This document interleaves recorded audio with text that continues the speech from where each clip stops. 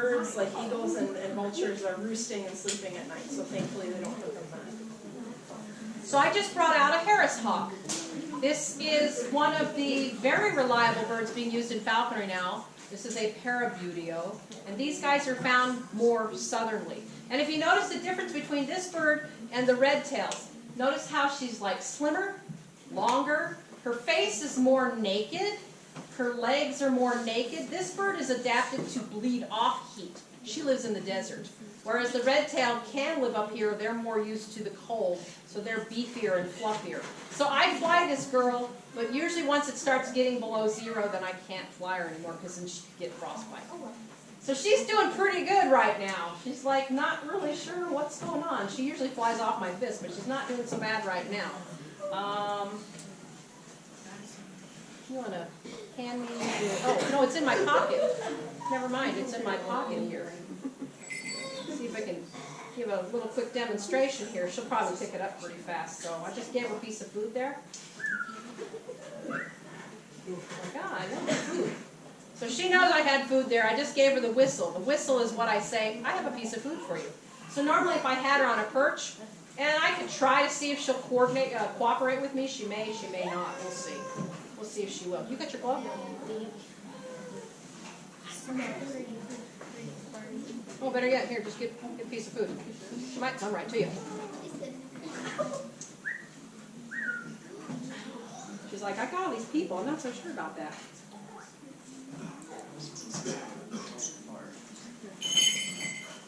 Nope. Standing on it.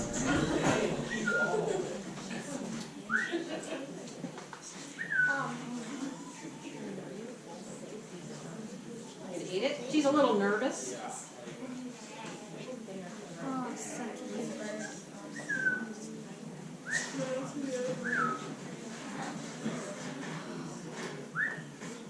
See, normally we have them that respond really fast, but she's a bit nervous right now. Come on. Ignore the people. Come on.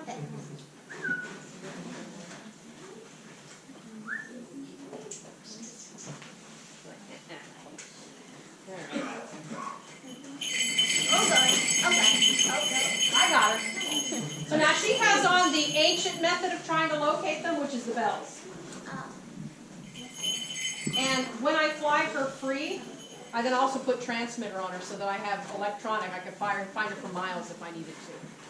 How often do you take them hunting? Do they get their main sustenance from you taking them hunting, or do you supplement Hunting is good exercise for them. It's also good for their mental status. We can't hunt all year long because we have to follow the same game laws as everybody else.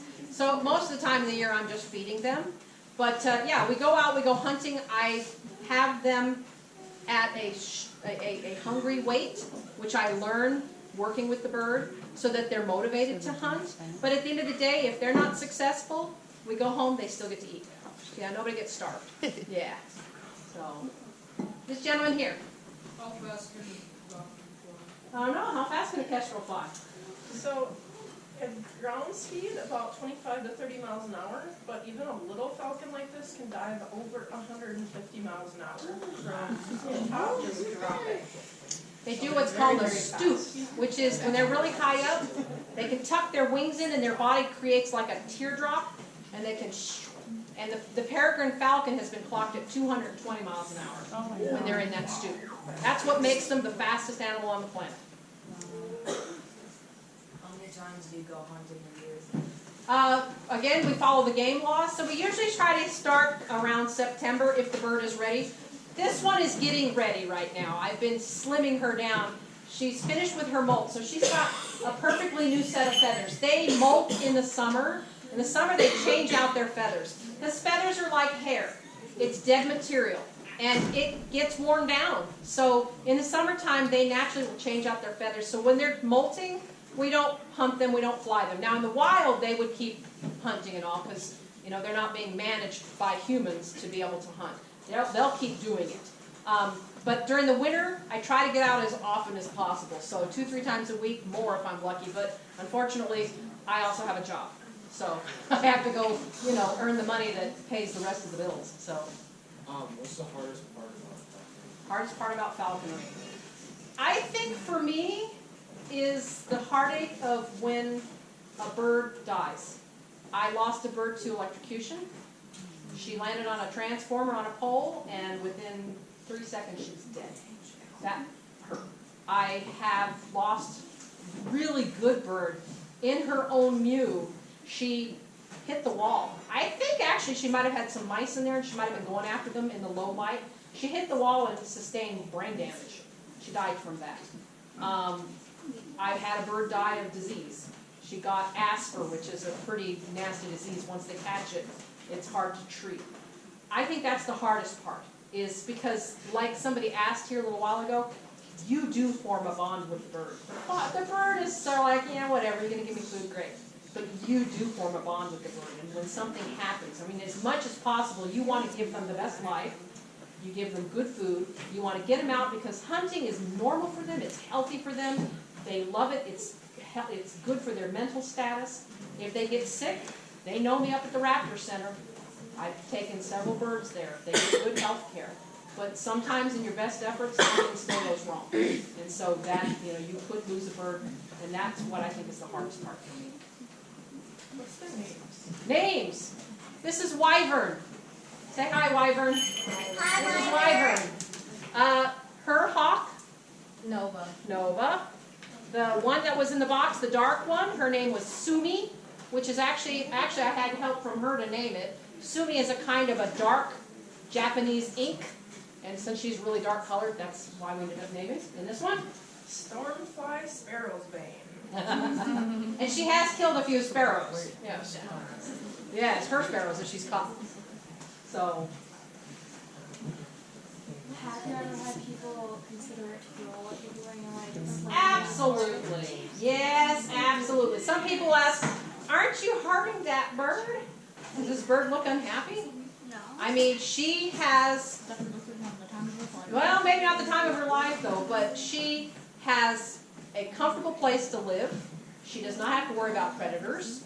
She gets regular food. If we go out hunting and we're not successful, I come home, she still gets food. If she gets sick, this bird is missing a toe right there. She got bit by a squirrel. That toe got infected. I took her to the Raptor Center. I paid the money. She had surgery. She had that toe taken off.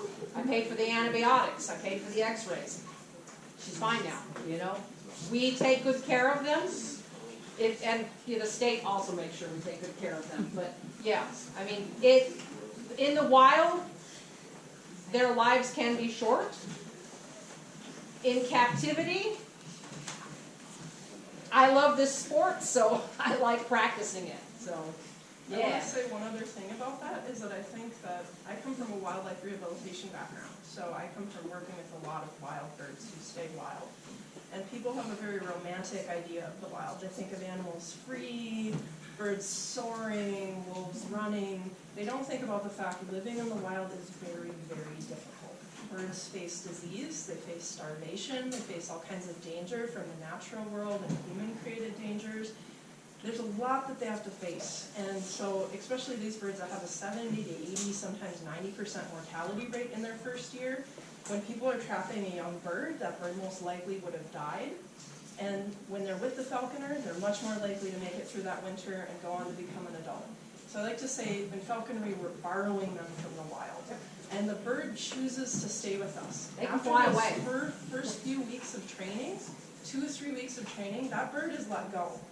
And yes, we do have tracking equipment we can try, but if that bird really wants to leave, it can leave. It chooses to come back with us.